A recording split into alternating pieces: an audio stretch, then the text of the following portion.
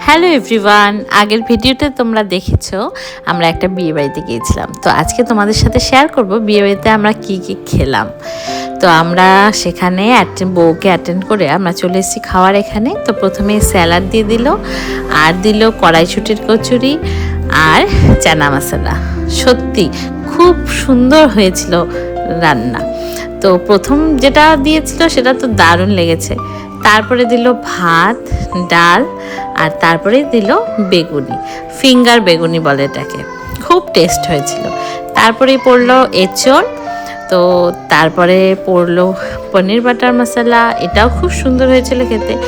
তারপরে fried rice আর সোয়া চাপ, দারুণ হয়েছিল, দারুণ। তারপর আমার সোয়া চাপটা এত ভালো লেগেছিল যে আমি আবার নিয়ে নিয়েছি 2 পিস। তারপরে শেষে ছিল চাটনি, দই, মিষ্টি, সেটা আর ভিডিও করিনি। আজকের জন্য এইটুকুই, টাটা।